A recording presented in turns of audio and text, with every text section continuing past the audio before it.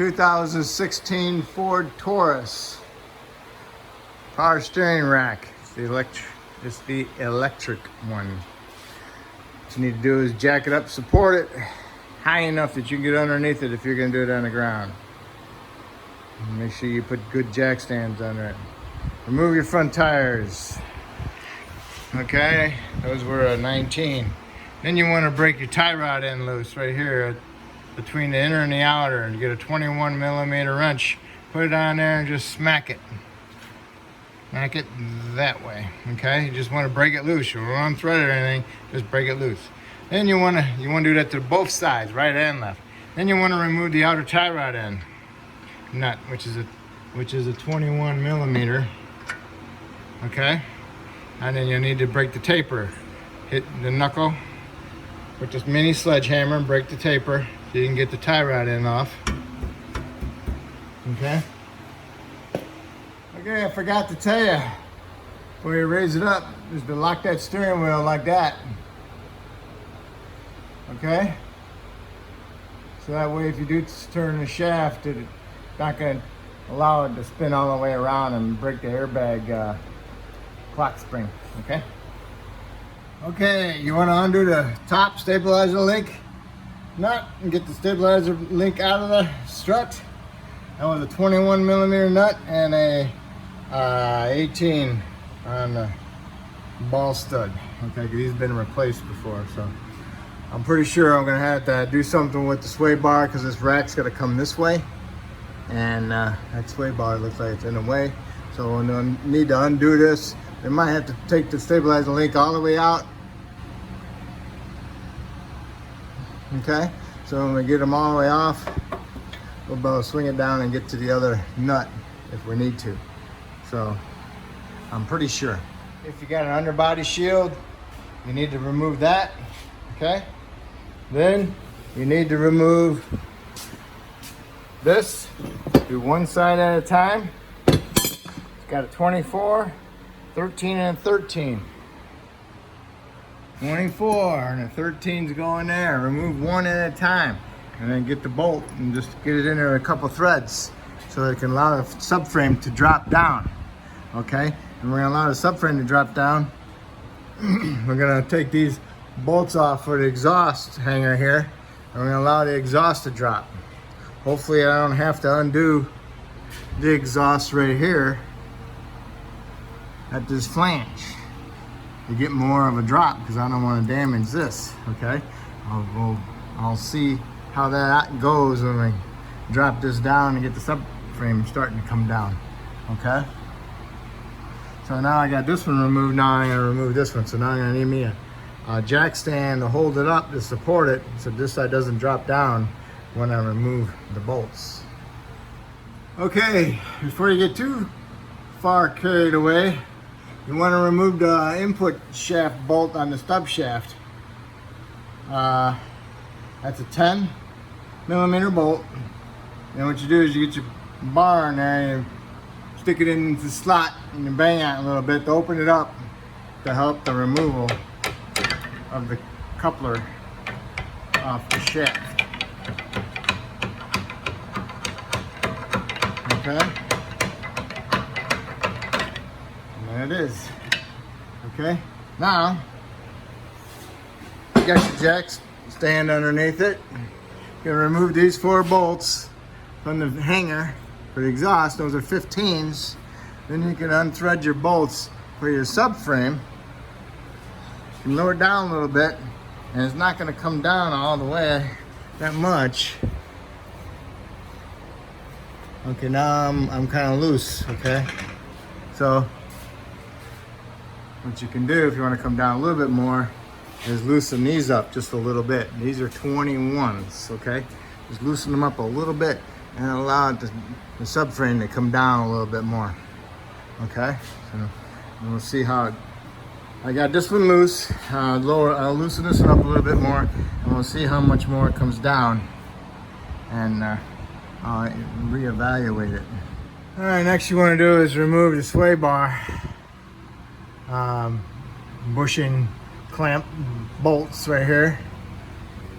Bring down some penetrant And also it's got a, all right, my sway bar bushing bolts tighter than tight because they're rusted. So what I did was I heated them up with my torch, and then I got the heads glowing red, and then I took the torch away and I let them heat soak. What that means is you let it sit there for a little bit, let that heat soak in through the whole bolt, and then you can remove them. Then I got this side off. Now I'm gonna go do the other side, okay? And always have a blowgun or a fire extinguisher ready in case something does catch fire.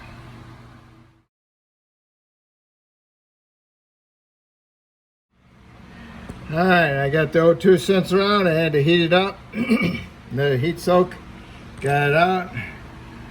But I'm pretty sure this subframe's gonna come down even farther than what it is, so we'll check it out. Okay, I'm really debating or not to take this Y pipe out of here. It's got two 15s here, got two 15s there, and four 15s back there. And I can drop this pipe out of the way. Then I can get access to this wishbone right here, because I need to remove these two bolts. Need to support the subframe a little bit because there's a lot of torque and tension on there. I don't want to break anything, so I want to jack it up. And I want to remove that. But if I remove this pipe, it'll help me out a lot. So I'm going to heat up all my nuts and then remove them. And so much better without that in there. I don't know why I didn't just do it in the first place. All right, now come over here and remove this mount. And this is gonna jar, okay? Because there's some tension on it, so just be aware. 15 millimeter head bolts. They are tight. And this has got like a little notch. It goes into here. 3 notches. This is loose. Okay. So now I'm gonna do this. See how it drops down a little bit more. See how good we are here.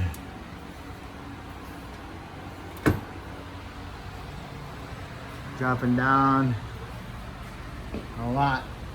Before it was like 1.5 inches. Okay.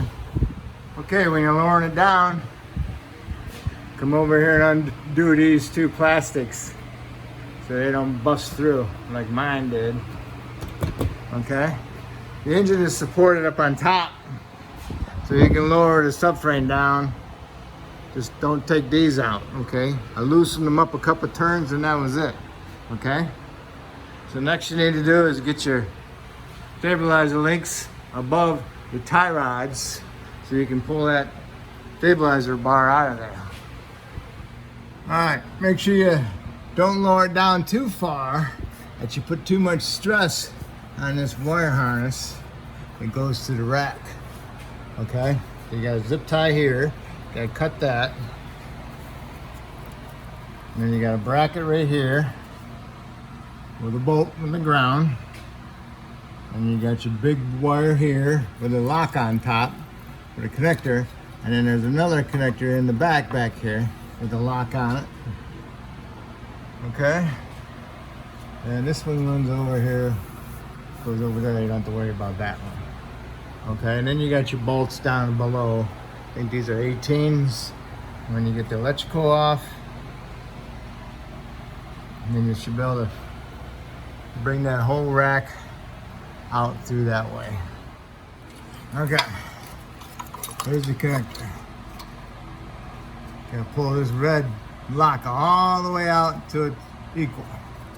And then you can push in right here, unplug it. Then you wanna go next to it and unplug this one. Push that in and pull it out. And then you can get access to this one. So that one's all the way on the other side over there. So this plugs in right here. But it goes over to there, so taking that off makes it more easier to get to this little one. Okay, what holds this on was that 8mm for the ground, and you pull the whole thing out. Got another little fastener that goes into a hole. So now you got this out. So now we'll remove our 2 bolts. All right, bring the rack all the way over towards the right. And you get it about right here, lean it sideways. Watch out for the heat shield. Get it there. So then now you can keep coming this way and keep pulling it out through this wheel opening. You want to come down just a little bit more now, okay?